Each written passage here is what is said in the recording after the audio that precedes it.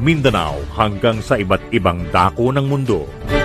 Broad Streamcast Communicators, ang sandigan ng sambayanan mula sa walang labis at walang kulang na pagbabalita, paglilingkod, maglalahad ng mga mapagbuong komentaryo at usaping pambayan para sa kapakanan ng karamihan. Broad Streamcast Communicators, tuwirang maglilingkod ngayon hanggang sa susunod na henerasyon.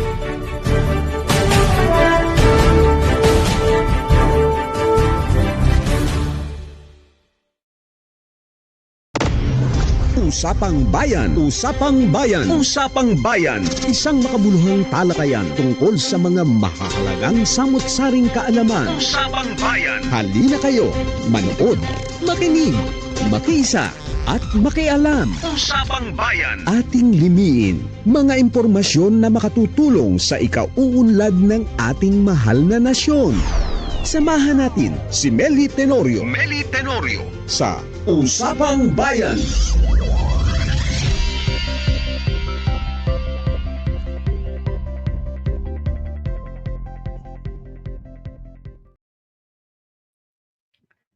Okay, so muli po, magandang hapon Pilipinas at welcome po sa ating Usapang Bayan. Ako po si Meli Tenorio at ngayon pong hapong ito, last day po ng March at last day din po ng Women's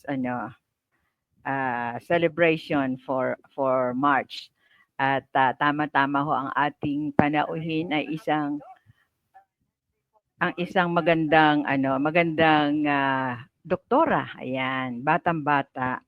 At siya po ay walang iba kundi si Dr. Patricia Gail Escobar ng JBL-MGH or Jose Bilingad Memorial General Hospital. Ayan, ito po ay matatagpuan sa Pampanga, isang regional hospital. Ayan, okay? So, ang ating pag-uusapan ay siyempre tungkol po sa mga kababaihan. Mamaya itatanong din natin kay Doc kung ang mga kalalakihan ba ay meron ding reproductive organ or siyempre meron, di ba? Pero alamin nyo natin yan kay Dr. Escobar. Ang ating topic po ngayon ay prenatal care. Ayan, kaya nag-i-invite ho tayo sa lahat po ng mga kababaihan na yung gustong magbubuntis pa lamang at buntis na at saka yung pong mga bagong kasal na gusto na pong mag-start ng pagre-raise ng family. Ayan, okay. So magandang hapon, Doc. How are you? Hello po, good afternoon. Okay naman po. Okay, mainit ho ba yan? Medyo mainit po. Okay, kahit saan mainit ngayon At sana wag naman buti at least hindi tayo maabot doon sa nagkakaroon ng talagang maraming heat stroke po. So, kasama ba ang heat stroke sa sa ating pag-uusapan na prenatal? Ito ba ay nakakaapekto din sa isang buntis, Doc? Yes, kahit hindi ka actually buntis, pwede ka maapektuhan ng heat stroke. So, okay. Kailangan well-hydrated po tayo kahit hindi tayo buntis. Ayun, okay. So, ibig sabihin, uminom tayo ng maraming water or mga liquid, pero wag masyado yung matatamis. Yes. At wag yung drinks na ginagamit daw panlinis ng CR. Hindi ko alam kung totoo yun, pero yun ay masama ho sa atin talaga, sa ating katawan. Okay, Doc, pag sinabi nating OB-GYN, ano bang ginagawa ng isang doktor na obstetrician at gynecologist? Okay, pag sinabi po nating obstetrician and gynecologist, usually ang unang pumapasok po sa isipan ng tao ay yung mga nagpapaanak, no? Tama naman po yun, no? Mainly, Okay. Isa po yun sa mga na ginagawa namin, yung nagpapaanak. Pero more than that, inaalagaan muna po natin yung mga buntis bago sila manganak, no? Even before conception, yung mga gusto manganak, mabuntis or nahihirapan magbuntis, ganyan. Isa din po tayo dun sa mga nag-guide sa kanila para ma-reach yung goal na magbuntis. So, yun yung obstetric side. So, Okay. it's obstetrics and gynecology. Sa gynecology part naman, no, ang minamanage po namin ay yung mga sakit or mga problema sa reproductive organs ng isang babae. So, kasama doon yung matres, ovaryo, fallopian tube, kwelo ng matres, pati yung ari mismo. So yung kung may mga discharges, kung may mga bukol dito, yun po yung usual cases po na minamanage namin. Okay. Doc, kasi ang babae talagang maraming sakit yan. Maraming dumadapong sakit, mga cancer at kung ano-ano pa. Pero doon po sa reproductive organ po ng babae, usually ano po ba ang mga sakit, mga cancers, mga tumor na dumadapo doon? Actually, sa lahat po, buong part ng reproductive organs natin ay pwede pong magkaroon ng cancer, no? So, ang pinaka-common sa ngayon is yung cervical cancer na tinatawag natin. Or sa Tagalog ay cancer po sa kwelyo ng matres, no? Meron din Okay. pong cancer dun sa mismong matres or endometrial cancer or sarcoma or yung mga cancer naman ho dun sa muscle mismo ng matres. Meron din pong cancer din sa ovaryo. So, yun po. Okay. Kumbaga, lahat po nung parts ng reproductive organs natin ay pwede pong magka-cancer. Pero ang pinaka-common po, ayun nga ho, cervical cancer po. Okay. Cervical cancer. Ito po yung sa kwelyo. Yes po, kwelyo ng matres Okay. or cervix po. Alright. Paano ba nagsisimula yung matres sa kwelyo? Bali, Sige po. bali yung Ganito po ang tanong ko. Paano Oo. nagsisimula? I mean, ano ang nararamdaman sa simula ng isang babae na pag napo-check up siya ay meron pala siyang cancer sa kwelyo? Okay. Usually, actually, initially, walang simptomas. Usually, kapag nagkakaroon na ho siya ng simptomas, ay medyo hindi naman sobrang lala, pero nasa upper level na ng stage yun, no? Kaya po, very important, isa din po yun sa pinopromote po namin, no? Ngayong Women's Month, yung screening for cervical cancer and yung vaccination po for cervical cancer. Okay. Kasi usually, kapag nakakatch natin, ang cervical cancer po is very treatable, lalo na kung makakatch natin siya at an early stage. So, Okay. ini-emphasize po talaga natin yung screening for it. So, very available naman po itong mga screening na ito, like mga pap smear po, no? Apakasimpleng gawin lang ho ito. Hindi po ito kailangan ma-admit para gawin, no? Kahit po walang nararamdaman, pwede pong gawin ito, no? Para sa mga kababaihan natin na sexually active lalo na. Okay. Doc, merong sinasabi na yung mga cancer daw, halimbawa sa breast or kahit na sa colon, sinasabi nila hindi raw ito masyadong nararamdaman, pero once na maramdaman mo, ito raw po ay nasa stage 3 or stage 4 na. Yung cancer sa kwelyo ng mga kababaihan, ganun din ba yon? Or before that, meron talaga silang nararamdaman? Hindi naman po agad na stage 3 or 4 agad. Usually may iba naman po na nagkakasimptomas na like stage 2 or stage 1 pa lang. And ang usual na symptomas ay yung pagdurugo, no, ng abnormal or kapag mas nakikipagtalik ay masakit or pagkatapos during sa pakikipagtalik din yung dugo, ganun. And minsan nga po, mga non-specific po na mga simptomas na minsan nananakit lang yung puson, ganyan. Mga ganun ho. Or may mga mabaho discharge, ganyan. Okay. Teka muna, yung mga kababaihan, yung mga dalaga, minsan mga bata, teenager pa, meron silang PCOS. Ang PCOS ba may kaugnayan ba yun sa pagkakaroon ng cancer sa iba't ibang bahagi ng reproductive organ? PCOS po ay very benign. Benign naman po ito na condition. Ibig sabihin, hindi po siya cancer. Usually, ang kaakibat nito ay hormonal imbalance or Ayun, okay. Yes, kaya po nagkakaroon ng simptomas na irregular na pagdurugo or hindi ka duduguin, ganon. Okay. Pero Doc, yung mga kababaihan na hindi nagme-menstruate, minsan isang beses lang sa isang taon, delikado ba yon? Or is it natural? Syempre po, hindi siya natural, no? Isa din po yun sa simptomas ng pagkakaroon ng PCOS na na-mention na natin earlier. Dahil po ito sa hormonal imbalance nga ho na tinatawag natin. Dahil ang ating menstrual cycle ay regulated po ng mga hormones na konting na konting pagbabago lang ho sa mga hormones na ito, ay magbabago din po yung mismong pagdurugo natin. Ngayon, kung ang tanong ay kung delikado po ba ito, alam ko nanggagaling ito sa pag-iisip na kapag ang mens daw po ay maduming dugo ng babae, hindi po ba? Oo. Na kapag natatakot ang mga kababaihan kapag hindi sila dinudugo, meron silang maduming dugo sa katawan na hindi na ilalabas. Hindi po yun totoo. Ano? Okay. Ang pangangapal po, ang mens natin ay nanggagaling po sa pangangapal ng lining na matres na hindi po nataniman ng isang itlog na hindi po na-fertilize or hindi nabuo bilang embryo. Okay, so ibig sabihin, Doc, kapag ang isang babae ay dalaga, mas may possibility ba na siya ay magkaroon ng ng pangangapal ng kwelyo?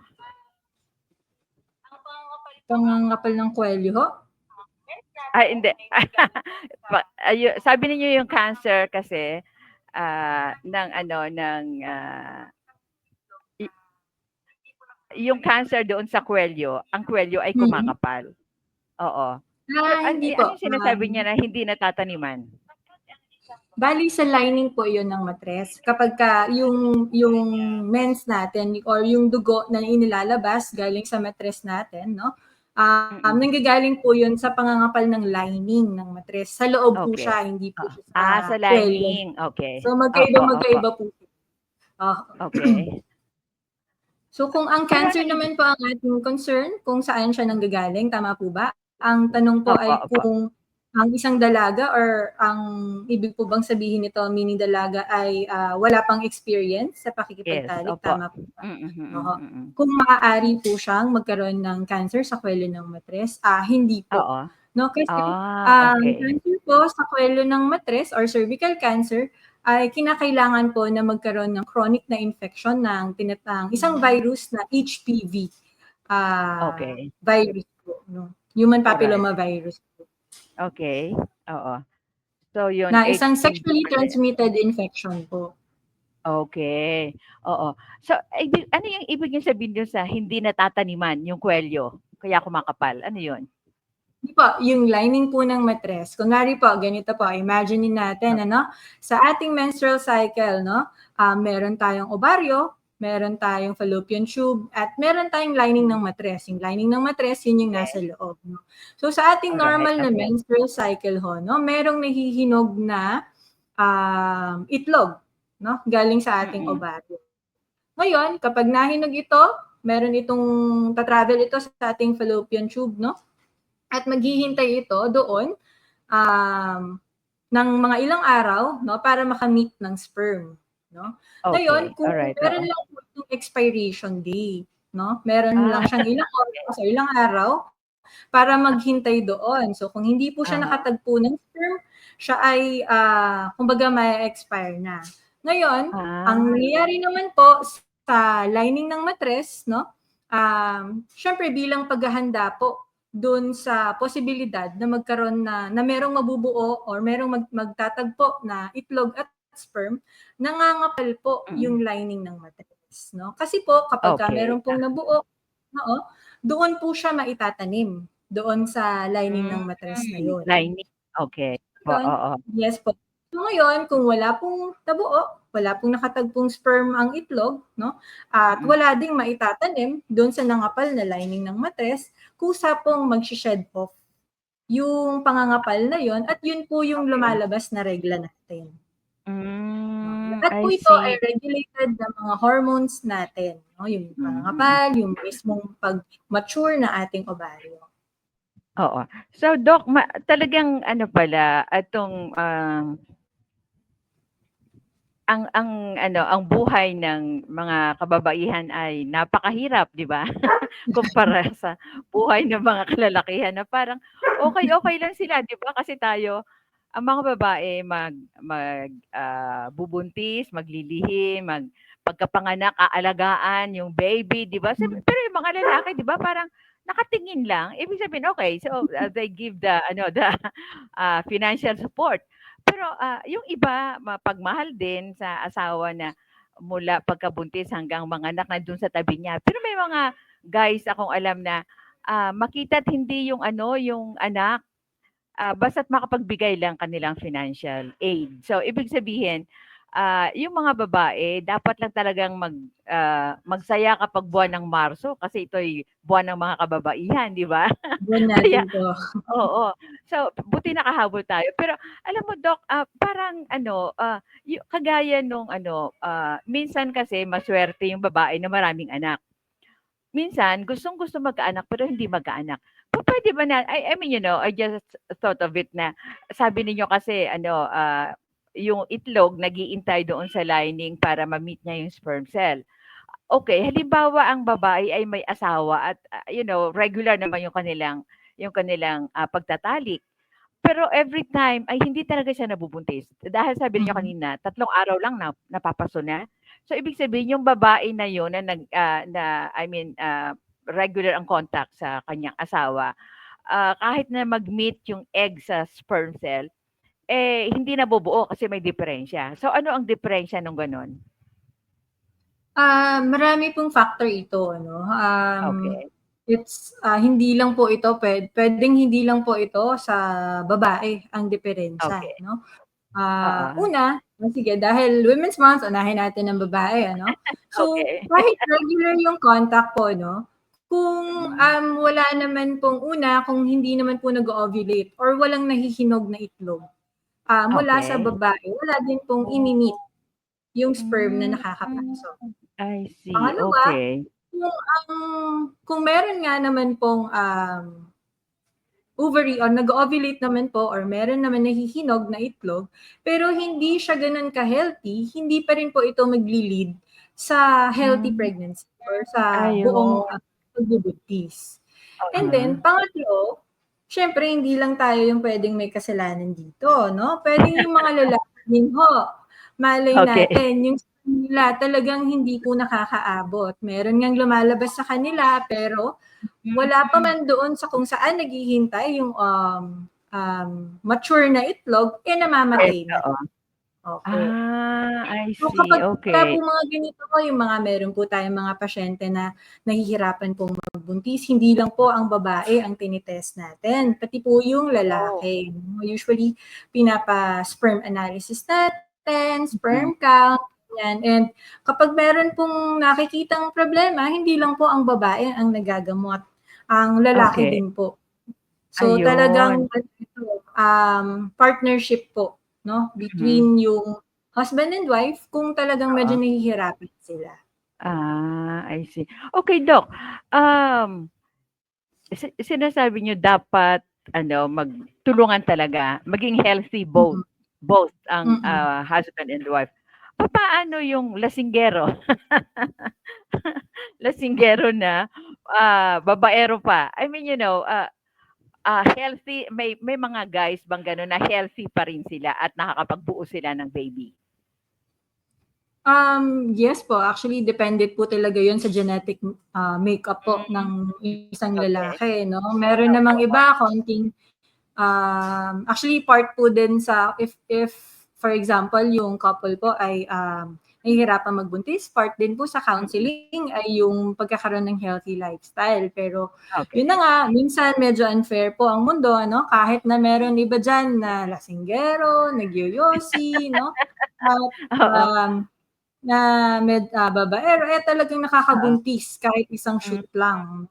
Depende ayun, ho talaga oo, yun sa genetic makeup po ng okey, tao, 'no. Yun po oo, ay minsan hindi na ho natin nakokontrol. okey. Doc, merong ano, kasi yung mga mayayaman na couples nag-uusap sila, "Ano ba 'yan, ang tagal-tagal na namin mag-asawa hindi kami makabuo." Tapos meron silang nabalitaan na na disgrasyang babae, isang beses lang nabuntis na. So, ibig sabihin yun ba genetic yung sinasabi ninyo na ika nga, isang shoot lang nabubuntis na. So, yun Hmm, ay wala sa dami ng ano o wala sa frequency ng pagtatalik? yes po. Aha, I see. Okay. Pero Doc, bago tayo pumunta sa ating, prenatal care, may mga babae na hindi mabuntis pero, gusto nilang mabuntis. Meron Mhm, tayong tinatawag na in vitro, 'di ba? Mhm. yung aalagaan muna yung ano, yung sperm tsaka itlog sa labas bago ilagay sa babae. Diyan ba sa JBL-MGH merong ganyan? Sa ngayon po wala pa po kaming ganyan Okay. dito. Pero meron po kaming mga espesyalista po, Mm. na puwedeng makausap kung paano po Mm. nagagawa itong mga 'to. Pero yung mismong facility hindi pa po siya Oo. nagagawa po Ah, dito. ayun. Okay. So Doc, palagay mo, 'pag narinig ni, Doctor Chisyoco yung pag-uusap natin tungkol dito sa facility ng in vitro, ah, magaling yan, eh. So baka maisip niya na mag-put up din kayo, 'di ba? Malalaman na lang po natin kapagka po pagkatapos po siguro ng pag-uusap na ito. Oo. Okay, kasi alam mo marami talaga ngayon ang gustong magkaanak. Na kaya naman, pero itong ating mga kaibigan na nasa laylayan, eh hindi I mean, they can't afford to ano, send their children to school, pero ang dami nilang anak, 8, 9, walang trabaho ang tatay, walang trabaho ang nanay, naglalaba lamang. So ibig sabihin, masasabi ba nating unfair 'yun doon sa mga gustong magkaanak or hindi fair sa mga babae na maraming anak pero hindi kayang, palakihin ng maayos? Hmm, at one point, yes, unfair siya. Mm. Actually, marami po Oo. kaming mga pasyente dito na, um, sila yung merong mga gusto talagang magkaanak, tapos sila yung darating dito na nagkakaroon ng abortion, gano'n. Tapos meron din naman na sobrang dami na ng anak, tapos Oo. a-advice-an man ng family planning, ayaw pa rin, ganyan. Tapos ang tendency, hindi na nagpapa-check-up kasi sobrang daming anak, 'di ba? Hmm. So, Mm. talagang makikita mo dito sa mga patients natin, lalo na sa mga ito, kung iko-compare natin yung mga babae na gusto magkaanak versus yung mga babae na sobrang daming anak, 'no, Opo. na medyo unfair ang world talaga. Oo nga. Siguro alam mo dapat lang siguro yung mga ano, mga couples diyan na gusto magkaanak pero hindi mabigyan-bigyan, don't cease praying, 'di ba? Don't lose Yes. your hope.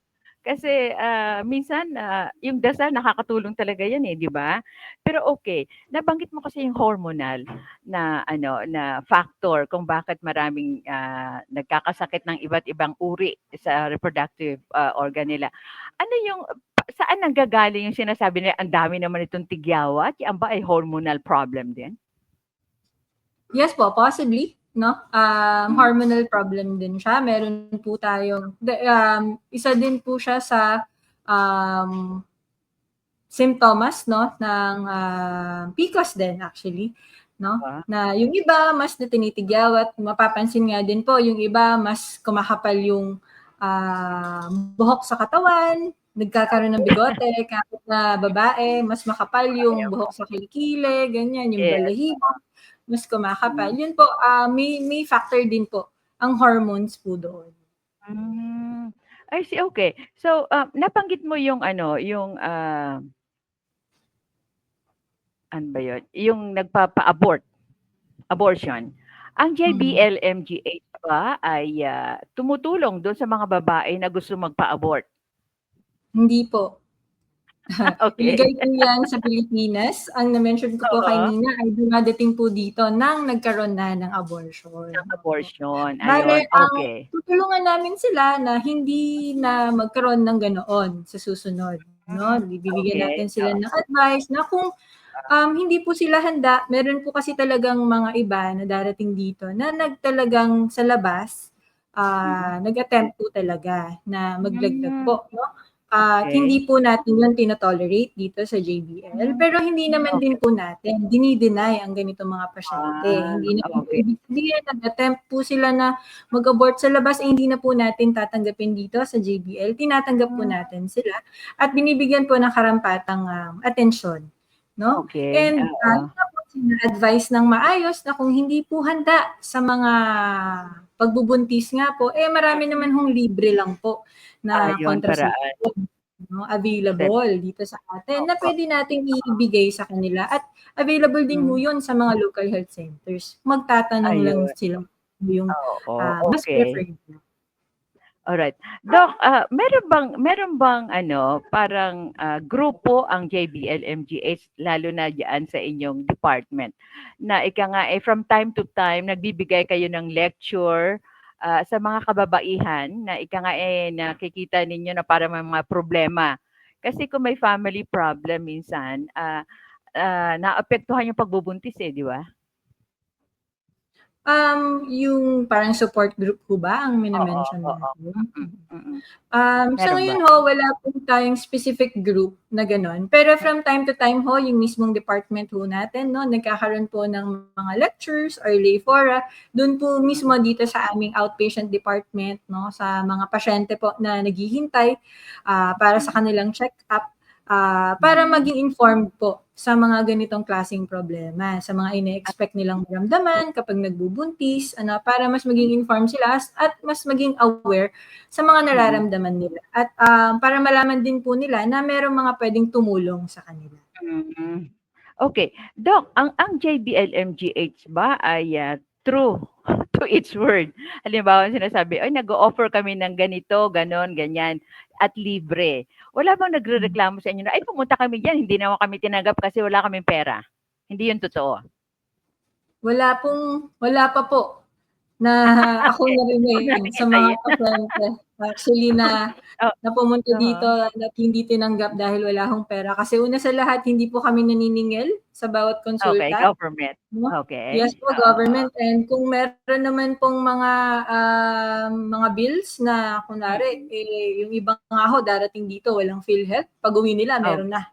Kasi dito ho mismo, wow. apply po sila. No? Tulungan niyo. Tinutulungan ho sila na mag-ayos ng mga papeles nila, lalo na po yung mga na-admit naming mga pasyente, na kapag ka ma-discharge po sila, ay matutulungan po sila na makauwi ng walang utang ho, no? O na walang bill, na nakapigil yung bill, na walang iniisip, kumbaga, na iiwanan Okay. sa hospital. Diba? Ang iisipin lang ho nila sa pag-uwi ay yung pagpapagaling at para dun sa mga buntis na nanganak ay yung pag-aalaga sa anak nila. Okay. Alright. Doc, meron kasing mga babae na makukulit, okay? Pag alis diyan, sinasabi, I will follow your advice, Doc. Pero pag uwi ng bahay, I mean, baliwala lang. So, ibig sabihin, kasi kung yung government hospital, kagaya ninyo, ay tumutulong para sa ikabubuti ng buhay ng isang pasyente, anong masasabi ninyo diyan? Halimbawa, bumalik at nagkasakit uli ng ganung sakit kasi nga hindi sinusunod yung inyong payo or prescription. Tinatanggap niyo ba uli? Yes po. Actually, marami po kaming pasyenteng ganito, no? Okay. Minsan nga ho, meron pang nare-report po ng mga kasamahan ko kasi nga minsan medyo nakakagalit ho, no, na ibinigay mo na lahat, in-explain mo na lahat, in-explain mo na. Tapos kapag ka ho may mangyayari sa pasyente, babalik ho na grabe na, ganito. Minsan ho, ang sisi ay sa amin pa rin, no? Yes. Pero hindi po din kasi talaga, tanggap naman din ho namin na minsan hindi talaga namin hawak ang pag-iisip ng aming mga pasyente, hindi namin hawak ang magiging desisyon nila pag uwi nila sa bahay, at hindi din po namin hawak yung mga sitwasyon nila sa bahay. Kasi minsan po, kailangan lang din namin talaga silang intindihin na kahit na gusto naman po nilang gawin yung mga advice namin, talagang wala po silang means or talagang walang panahon para gawin yung mga advice namin, ganyan, or kulang talaga, kapos talaga sa mga resources. So, minsan talagang kailangan habaan lang talaga yung pasensya. At opo, tinatanggap pa rin po namin sila kahit makukulit sila. Dok, alam ko, ang bilis ng pag-unlad at paglaki ng JBL-MGH, okay? So, halimbawa, meron kayong mga pasyente na can afford naman. Meron din bang private suite or private room ang JBL-MGH? Meron po kami sa ngayon na intentionally sana for payward siya. Pero, pina-prioritize muna po yata yung ating mga employees or yung ang ating may family po na employees kasi po meron pa pong marami pa pong parts ng aming hospital ang under construction. Pero I think nasa plan po na magkaroon po talaga ng an intention na magkaroon po ng pay ward po dito sa aming hospital. Ayun, okay. Kasi ang PGH, ito'y public pero meron din silang private rooms, 'di ba? So, pupuwede rin siguro kasi lumalaki lalo ang inyong hospital. So, siguro puwede ring at puwedeng pandagdag din 'yun ng kita, 'di ba? Para mas marami pa kayong magawa. Okay, anyway. So, punta na tayo do'n sa prenatal Iba't ibang uri po ang pagbubuntis. Okay, hindi, balikan muna natin yung in vitro. Kasi sa in vitro, parang ang isang babae lalo na kung mayaman at matagal nang hindi nagkaanak, sasabihin niya, "Ay, lagyan mo ng marami para magkaroon ako ng triple or twins na anak." Posible 'yun? Actually, kapag ako nag-i-in vitro, hindi naman nga ho iisa lang ang ating i-implant. No? Ilalagay, Usually, ayun, madami okay. yan. Kasi ina-expect naman po natin na hindi po 100% successful lahat yung Okay. i-implant po natin, no? Kaya po, yun nga po yung magiging, hindi naman complication, pero common effect po niya ay, yun nga po, pagkakaroon ng twins, triplets, dahil nga po multiple yung i-implant natin. Depende din po Ayun. dun sa mga reserves or yung mga viable na eggs na kuha po, na I see. available mula dun sa babae po na patient natin. Okay. Doc, sabi ko kanina iba't ibang uri ang pagbubuntis, 'di ba? Pero mga babae na lumalaki ang tiyan at panay ang punta din sa nagpapa-check up din every month halimbawa. Pero 'pag pala parang psychological at nung tiningnan nung mga anak hindi wala naman palang laman ng bata. Totoo ba 'yon? Or sa comics lang at saka sa movies lang 'yon? Nangyari na din po yan. Meron na din po kaming pasyenteng ganyan. So, Talaga? minsan yun nga po, nagkakaroon po kasi ng, syempre, ang unang simptomas ng pagbubuntis, no? Or magiging suspetyoso ko na ikay buntis, ang babae isang buntis pag hindi nire-regla. No? Siguro Okay. ang ibang kababaihan, no, sa kagustuhan po na magbuntis, no, talagang isinasaisip yung pagbubuntis. Kaya nga po, pinupush po namin, no, yung ultrasound kasi usually doon po nakakatch na talagang walang laman yung matres, hindi siya buntis. Pakiramdam niya lang yon at taba Okay. lang po yung paglaki ng tiyan. Okay. No? Kadalasan po kasi ngayon yung ultrasound na medyo napapansin ho namin na parang ginagawa na lang pong pang gender reveal, no? Ayun, oo Isa po nga. sa pinopromote po namin is yung early ultrasound po talaga para mas maging accurate po yung management or yung aging or yung pag-estimate namin sa edad ng bata. Kasi minsan po or kadalasan sa mga high-risk pregnancies, nagdedepende ho doon yung management po nung pagbubuntis po ng isang babae. Okay. Okay. So, Doc, ano ba ang magandang ideal na age para magbuntis ang babae? Siyempre, hindi natin pinopromote ang teenage pregnancy, So, beyond teenage years, no? Yun ang ating pinopromote, no? And ideally, siyempre, hindi naman po natin dinidiscount yung mga nagli-live-in, pero ideally, yung meron ka ng stable partner talaga. Okay, Na talagang pwede mo makatuwang kasi hindi ho biro, no? Yung pagbubuntis pa lang, no? Hindi yun biro, kailangan mo talaga ng katuwang. And yung kasunod nun, yung pag-aalaga ng bata. Oo. So, ibig sabihin, beyond pagiging teenager, mga 20, 21?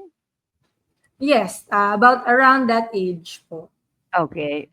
So, kasi ngayon parang uso yung more than 40 nanganganak kasi parang ang mga babaihan trabaho ng trabaho. So, naisip na lang nila, uy, 40 na pala ako. So, mga 45 nanganganak pa. Dinidiscourage namin yon, although syempre, choice pa rin ho yun ng isang babae, no? Lalo na yung mga career women, no? Pero sa amin ho, no? As obstetrics po, dinidiscourage po natin ang pagbubuntis 35 years old pataas dahil yung mismong age pa lang po na nagiging high risk pregnancy na po yung pagbubuntis nila. Kasi sa Okay. ganitong edad, kung magbubuntis ho, mas tumataas po yung tsansa na magkakaroon ng komplikasyon like habang nagbubuntis, tataas yung presyon, tataas yung sugar, yung mga ganun ho. Okay. So, ito bang age na beyond 35 ay nagko-cause ng iba't ibang uri ng baby? Minsan may mga autism at iba't ibang nasa spectrum ng autism. Yung autism ho, not yet proven na it is Okay. based on the parental age. No? But Mhm. yung siguro yung kina-consider natin na genetic malformations na pwede pong age-related during conception is yung Down syndrome ho.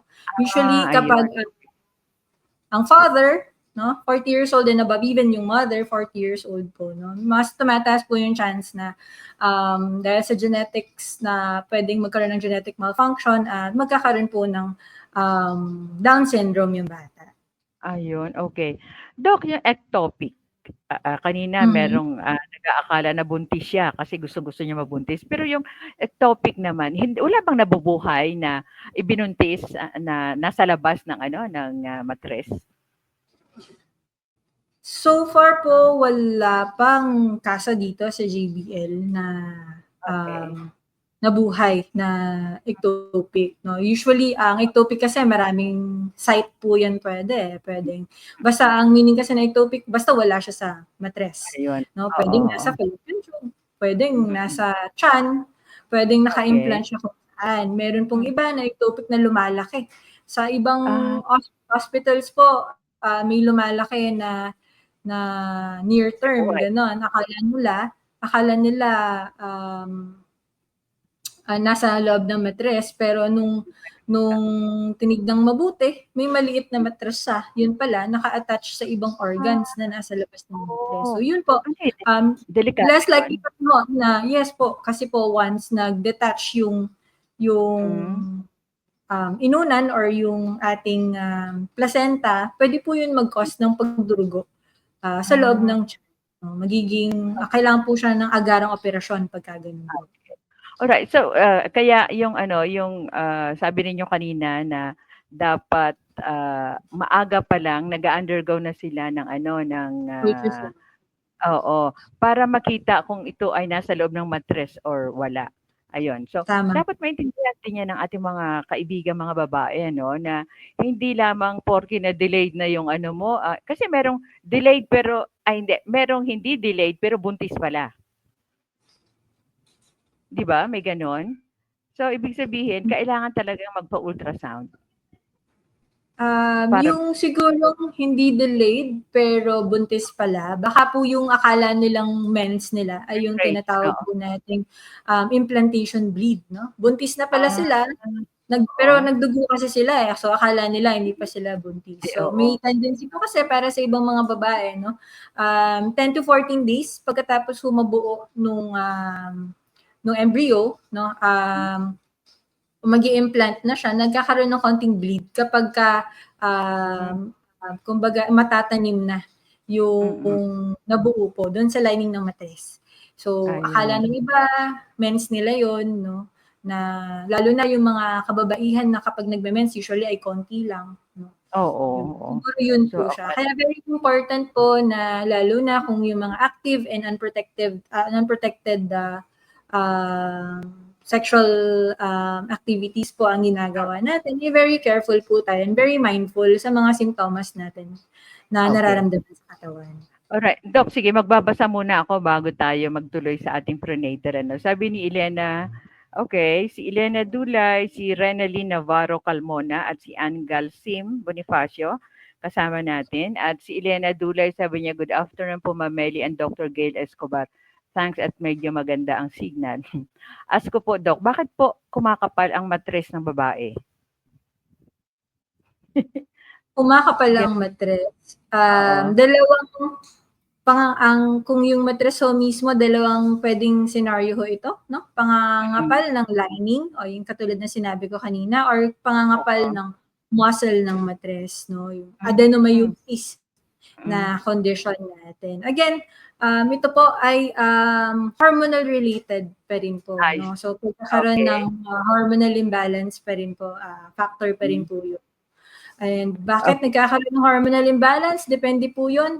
Minsan, depende sa diet. Lifestyle. Hormones po Okay. kasi natin ay nanggagaling minsan sa cholesterol, nanggagaling ho sa cholesterol din Mm. ng katawan. And then, kung may ibang problema, katulad ng sa thyroid, no? Kung may ibang problema Okay. ka, katulad ng sa diabetes din, factor din po yun para ma-alter yung ating hormone sa katawan. Ayun, okay. Doc, sabi ni Elena, dalaga po siya, nasa 40s. Nagpa-ultrasound po, may prescription siya na pills. So ito yung ano, ito yung kumakapal daw ang mattress ng babae. Pero actually, Doc, alam niyo, para familiar sa akin to kasi every time nag-uusap kami, no, ng mga kasing edad ko rin, sabi niya, ay, Mars, sabi niya, sabi ng OB ko, kumakapal daw yung mattress ko, kaya kailangan gamutin. Tapos sabi ko, yung ba yung sinasabi ninyo na eventually ay magkakaroon ng cancer sa lining ng mattress? Hindi, not exactly po, no? So, depende din po kasi at what age po natin na-detect yung pangangapal nung lining ng mattress. No, Kunyari, mga 40. 40s, ayan, and kung merong ibang comorbidities like diabetes, Opo. nag-warrant na po yan ng biopsy. Ayun, oo. Nako. Kumbaga, i-raspa na yun, no? Para makakuha tayo ng sample dun sa pangangapal ng lining ng mattress. Kung lining ng mattress ho ang nangangapal, ha? Kasi katulad yung sinabi ko kanina, dalawa ho yung parte ng mattress na pwedeng mangapal. Yung lining at yung muscle. Yung muscle po, kung yun lang yung nangangapal, less likely po na cancer ho siya kasi muscle po yun. Yun nga yung tinatawag nating adenomyosis. No, usually, Okay. ang nagiging simptomas nun masakit or na during regla ho, Ayun, masakit. okay. Oo. Kasi 'di ba yung mga mostly ngayon ng mga babae na workaholic, sumasakit ang tiyan every time na meron silang menstruation. Ano nga tawag do'n? Parang Dysmenorrhea ho. dysmenorrhea, oo. So, binibigyan sila ng pills ng kanilang mga OB-GYN. So, ibig sabihin, maaaring makatulong 'yon. Pero kailangan ba mag-exercise nitong mga ito at kumain ng balanced diet? Depende pa rin po. Siyempre, in all diseases naman po, kahit actually wala kang sakit, pinopromote Mm. natin ang exercise and balanced diet, no? Pero Okay. yung role nito, depende po kung ano po yung na diagnose na sakit itong mga kababaihan na sinasabi po natin. Usually, Ayun, okay. yung balanced diet, exercise, sa mga PCOS, yan, very helpful yan. Isa yan sa mga Yes. mainstay ng management po Mm. ng PCOS. No? Okay, yung PCOS ba or may isa pang sakit na dun sa sa mattress ng babae na dumudugo. Sabi ni Elena, nagbi-bleed po kasi ng unti-unti for 1 week tapos wala, hindi naman po niraspa, hindi rin diabetic. So ibig sabihin, pag may sakit kang PCOS, po pwedeng mag-bleed yun.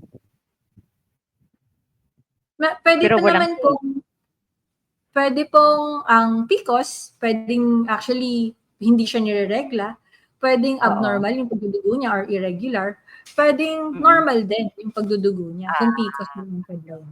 Ayun, okay. So kasama natin si Rodolfo Ocampo, si Maria Corazon Bidanya Fernandez. Ayun, at saka ayun yung mga kaibigan pa natin. Okay, Doc, ngayon magpunta na tayo. Halimbawa, ako ay bagong kasal. Okay? Kami yung hindi pa binibiyayaan ng baby, before the wedding. Yung iba kasi buntis na. So ibig sabihin, yung buntis mamaya ay madali na yon kung paano nila alagaan ang kanilang mga sarili. Pero paano po yung bagong kasal na gustong magbuntis? Meron bang preparation na dapat gawin? Kailangan healthy both ang male and female? Yeah, ideally naman po talaga, kailangan talagang pinaghahandaan ang pagbubuntis, ano, lalo na at pinagpaplanuhan, no? Kasi wala na hong mura sa panahon ngayon, no? Aside dun sa mga katawan na kailangan ay ready, financially kailangan ready dito ang couple, no? Opo. And kung sa katawan naman ho, usually ina-advise po namin na sa mga kababaihan kung planning na talaga to get pregnant ay mag-take na po ng folic acid, no? Okay. Pag-take po ng folic acid ay nakakatulong po para ma-lessen yung chances na magkaroon po ng birth defects yung baby na kanilang mako-conceive. Gano'n. Folic acid. Ano 'yun, you can buy it over the counter? Yes po. Aha. Okay. So, halimbawa naglilihi na siya. After ng wedding, mga 2 months after naglihi na siya. Totoo ba yung paglilihi or may nagsabi kasi sa'kin, I mean, sa mga nakakausap ko, sabi niya, "Ay psychological lang 'yan, eh, kahit naman hindi mo sundin yung crave ng buntis, walang mangyayari." What's your take on that?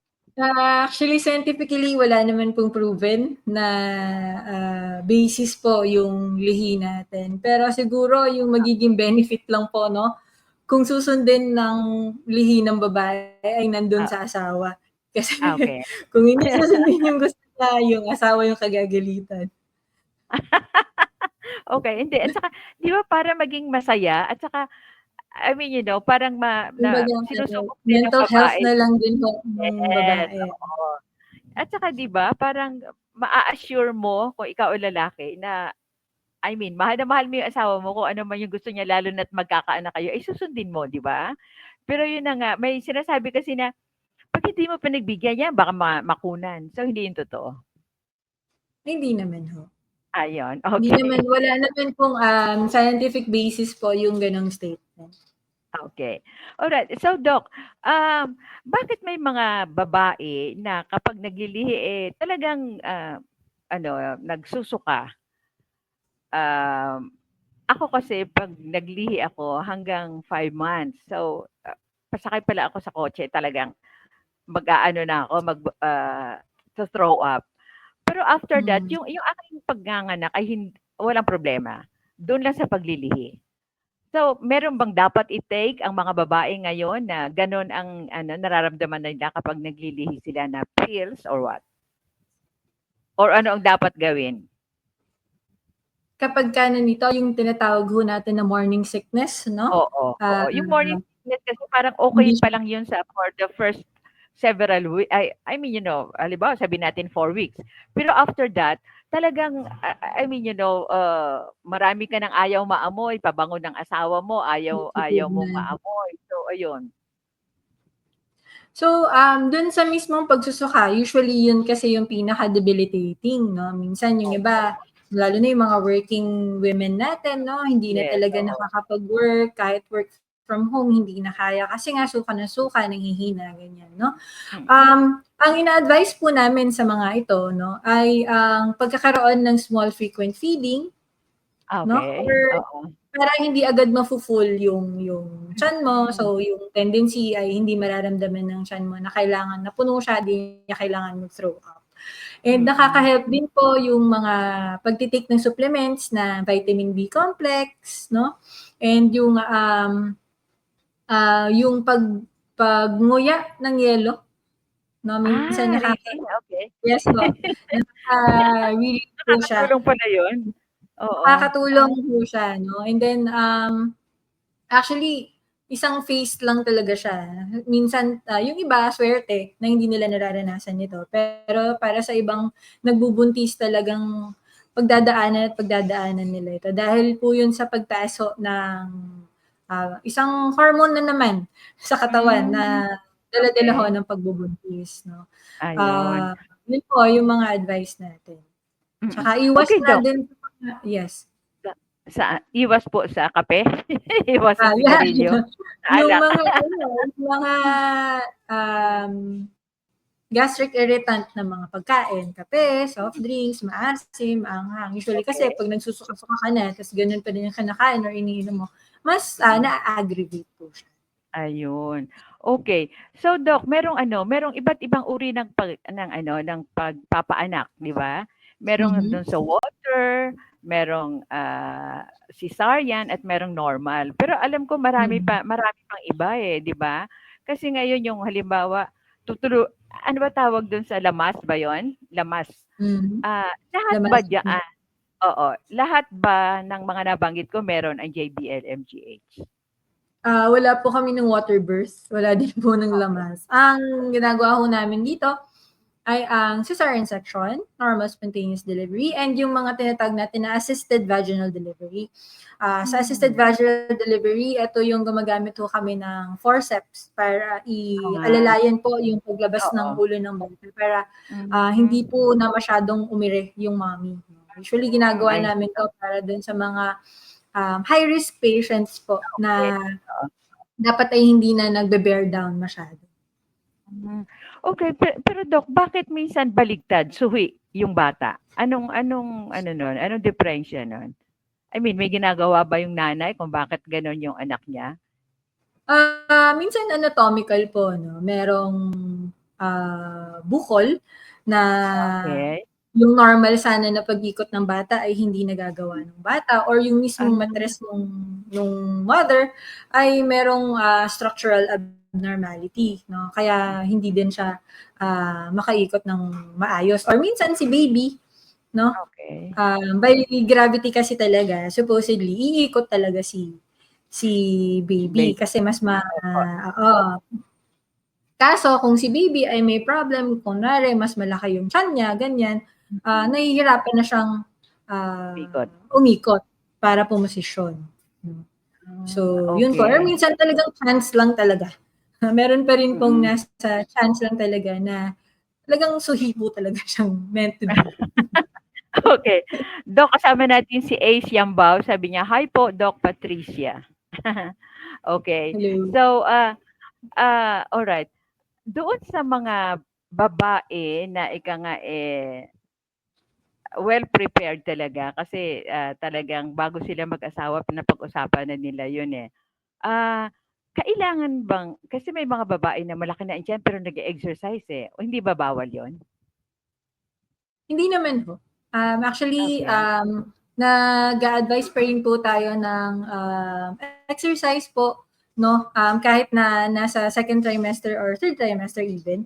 Hmm, Except kung high risk po ang pagbubuntis, okey. siyempre. Ayun. Okay, Doc, sige, Pero so yung simulan sige po, mm.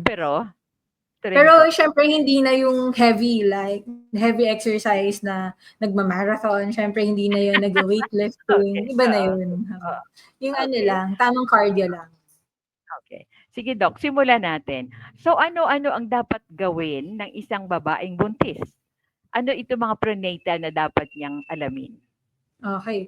So, una pa lang 'no, unang beses or unang positive pregnancy test ay encourage po talaga na magpa-check-up po agad 'no. Yung yung sinasabi Okay. natin na konsulta agad and then as much as possible earliest, ultrasound possible po 'no. Kasi nga tulad po ng sinabi ko kanina, makakatulong po kasi yon sa, pag-determine sa tamang edad ho nung pagbubuntis. Para kung for Okay. example, later on makita na may, diferensya or high risk pala itong pregnancy na 'to, mapagplanuhan po ng maayos yung management, 'no.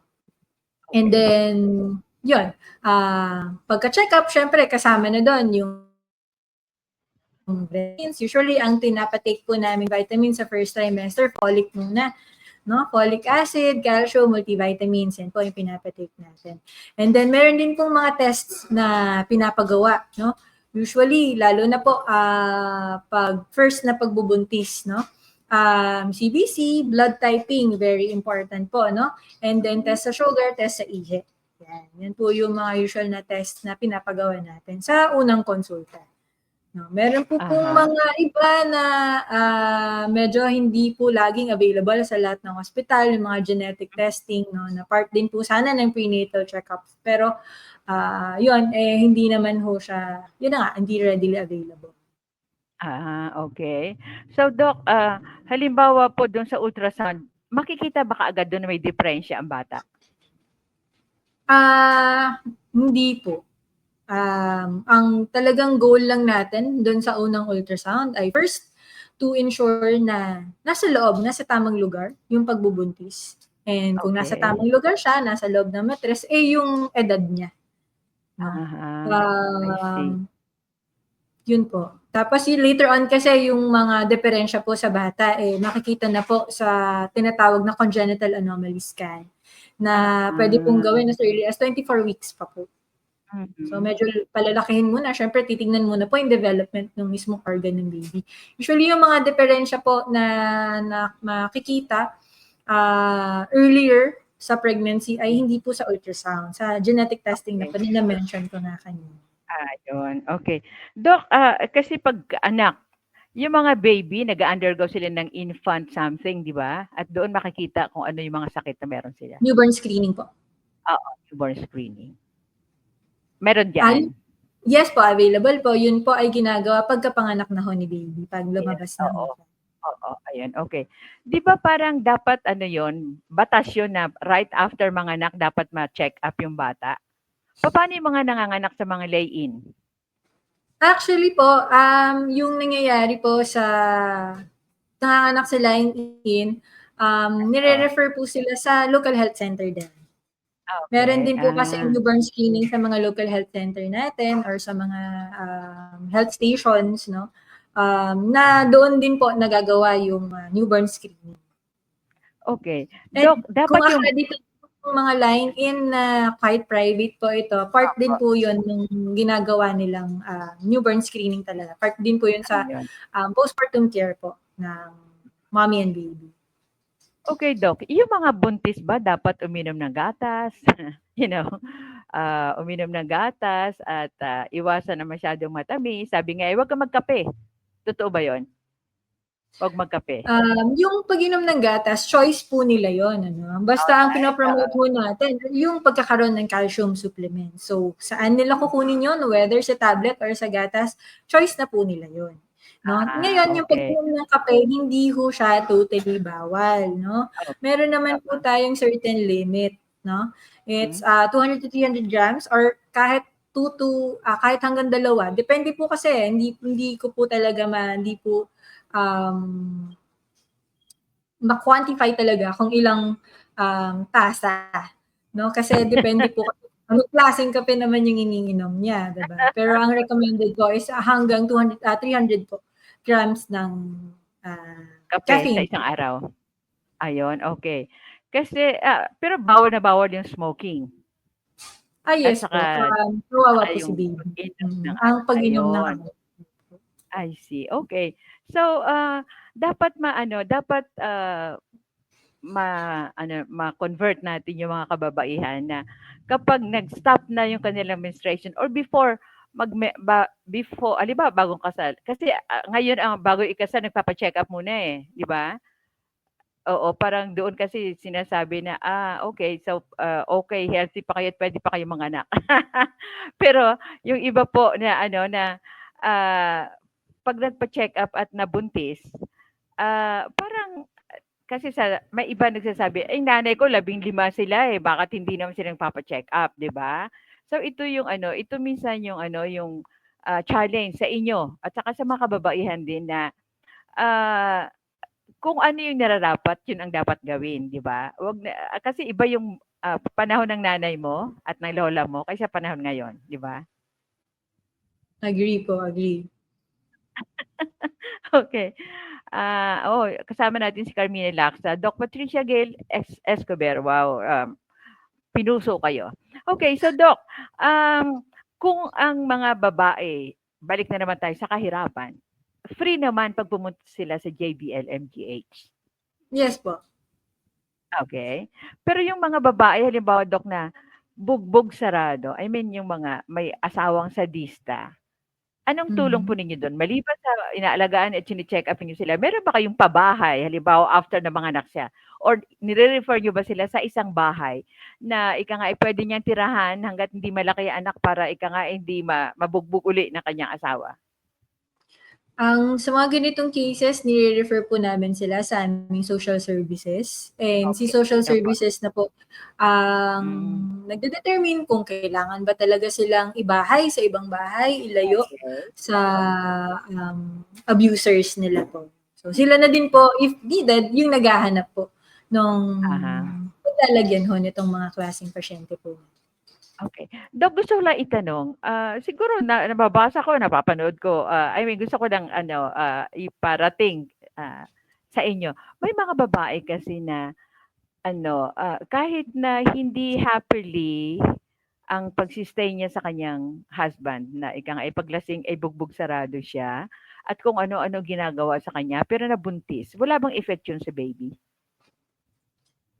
Yung mismong abuse, syempre depende kung kailan ito nangyayari sa kanya, paano, kung saan-saan siya tinatamaan, may possibility po na naapektuhan yung mismong pagbubuntis, ano. And Mhm. yung mental state din ni mommy, no, habang Okay. nagbubuntis siya. Pwede din pong Mm. apektuhan nun yung bata kasi pwedeng affected din po nun yung nutrition ni mommy. Opo. Mm.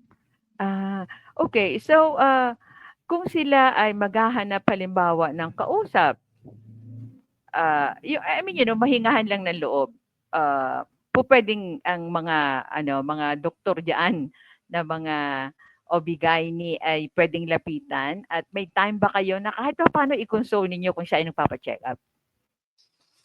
As much as possible naman po kung may mga ganitong concerns po yung patients namin during our consults po, ay pinagbibigyan naman namin, no? Lalo na kung yung Okay. mga tanong nila or sinasabi nila during sa consultan nila sa amin. Pero kung mga ganito, like kung gusto nila na mas elaborate yung pag-uusap, ganon, or Opo. mas may mahabang panahon para makausap sila. Usually nire-refer na ho namin sa aming mental health unit po. Okay, oo. Pero hindi kayo nagre-refer sa mga pulis? Usually ang police ho ang nagre-refer sa amin nung mga abuse. Oh, baliktad. Ayun, Dumating ho oo. sila na meron na pong police report, no? And Mm. for examination na lang po ang mga Mm. kababaihan na abused. Eh, meron din naman ho minsan na may mangilan-ngilan ho na dumarating ho, nagre-report na abused sila, wala pang police report. Pagka nandiyan na ho, ay ine-examine pa rin ho, dinidetalye Okay. na yung mga findings, no? Para ho kapag ka nakasecure na sila ng police report, ay ready na din po yung Ayun, okay. findings as evidence. Okay. Doc, last question. Sa born screening po ba nakikita po lahat ng sakit ng bata? Sabi ni Miss Dulay. Nabanggit na Lahat, natin kanina. hindi naman po lahat-lahat, no? Pero marami Okay. po siyang na-detect na sakit na pwede pong, kung hindi na-detect agad, ay pwede pong ikamatay ng bata in just a few days or a few Okay. weeks. Oo. So, yun nakikita yon. Yes po, marami po siyang nakikita po siya. Ayun, okay. So, Doc, maraming salamat. Pero, pinapayo niyo ba sa mga babae na kapag sila ay delayed na at nagpa-ultrasound at nakita na sila nga ay buntis, ah, sa anong, month ninyo sinasabi na, "Ay kailangan na ikaw ay mag-ano, magbitiw na sa trabaho." I mean, you take a vacation? Yung mga ganito is case to case basis po, no. Depende po kung Opo. anong klaseng pagbubuntis meron siya, no. Mm, Kung high risk pregnancy or kung mm. early in the pregnancy pa lang nagbi-bleed na siya, syempre Opo. earlier po natin siya i-advise na mag-leave, no. And pero kung hindi naman, yung normal lang naman na pagbubuntis, wala siyang ibang sakit, hindi siya high risk, ganyan, pwedeng yung iba nga hinihintay nila na mag-labor sila, na bago sila Hmm. Okay, oo. Pero sabi ko ito na ang last, Doc. Ilan po ang pasyente ninyo na, natatanggap diyan po sa inyong department na mga buntis na manganganak? Umaabot ba buntis ng na 25? I mean yung mga manganganak, umaabot ba ng 25, patients or more in a yung day? po yung nakikita ho namin sa outpatient department lamang ho namin. Oo. Hindi lang ho 25, usually nasa 30s to 40s po per day. Wala pa ho yun dun sa mga nakikita namin sa emergency room po. Okay. Naku, talaga naman. Doc, yung bukas ba ay meron din kayong ano, meron din ba kayong space doon para doon sa mga magpapa-check up na mga babae?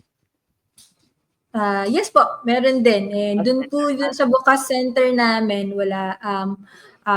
meron pwede pong mag-initial prenatal checkups po doon. May schedule po kami ng mga OB doon, usually Tuesday and Thursdays po, no?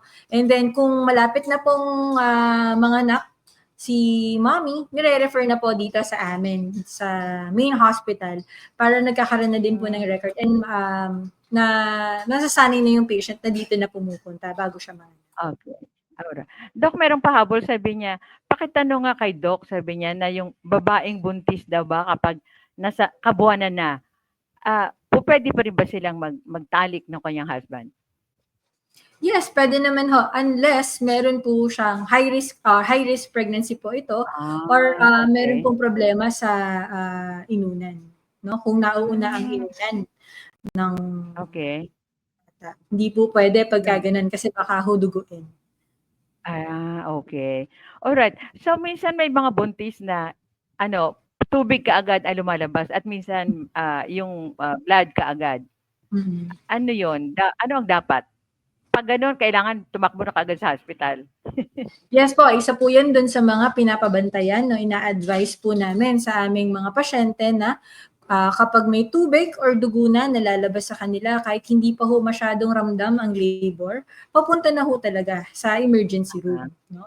Ayun, Isa din okay. po sa mga pinapabantayan namin yung galaw ng bata, no? So dapat lagi hong Okay. malikot si baby.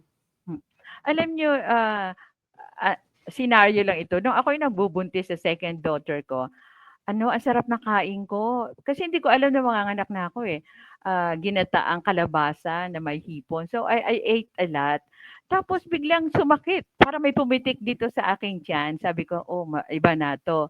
So, ibig sabihin, pumunta na kami sa hospital, pero doon sabi ng doktor, parang may sinabi or may ginawa siya sa'kin na ano, hindi niya ako nilagyan ng anesthesia kasi sabi niya baka daw ako magsuka dahil nga busog ako. Tama ba 'yun? Yes po. Normal Ay, ho ba kayong nanganak? Normal ho oo, kayong nanganak normal. Oo, noon? Oo. normal, oo. Kaya naku, Mm. sabi ko, naku, 'tong anak kong ito, pero okey naman siya, matalinong-matalino. Pero siyempre sabi ko nga nung, natapos na akong manganak tapos, tinatahi nung doktor ko, sabi ko, "Dok, tama na 'yan."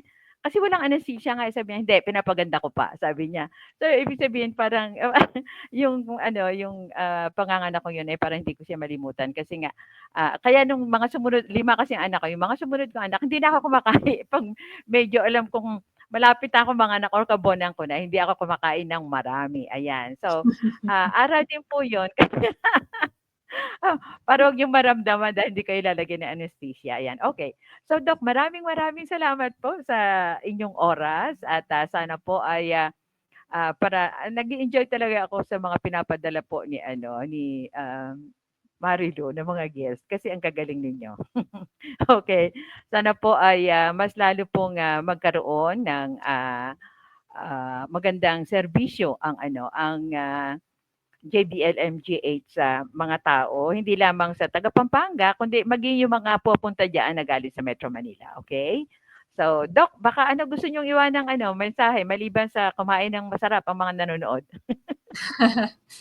Yun, para po sa mga buntis natin, no, dahil prenatal care nga po yung ating topic for today, ay yung importansya talaga ng pag-check up. No? Sa unang beses na mag-positive ang pregnancy test, check up agad, and earliest ultrasound. No? Yun lamang po ang unuulit ko ho, ang ultrasound ay hindi lamang po pang gender reveal. No? Marami po siyang Okay. ibang purpose. Maraming ibang pwedeng maitulong yung pagpapa-ultrasound ng maaga. Okay? Kaya ipagawa po natin ito. Huwag nating hintayin muna na lumaki si baby bago po tayo magpa-ultrasound. Kasi Tama, minsan, oo. huli na ang lahat. Doon pa nakikita na may mali pala kay baby. Ayun, Yun okay. lamang po. So, sundin po natin ang ating mga doktora, yung pong nag-aalaga sa atin kapag tayo buntis. At specifically po si Dr. Patricia Gail Escobar, palagay ko marami itong mga kliyente di ba?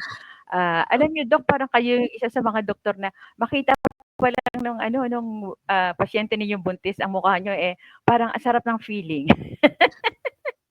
Minsan, psychological minsan yun, Doc, di ba? So, kahit na siya ay hirap sa kanyang pagbubuntis, makita lang kayo, wow, natuwa na siya. At parang sinasabi niya, kaya ko itong mga anak. Ayun. Okay, so sana lahat po ay kagaya ninyo. Alam ko lahat naman yan ay magaganda at magagaling. Pero syempre dapat maging mabait din kayo. Di ba? Amiable kayo sa inyong mga pasyente.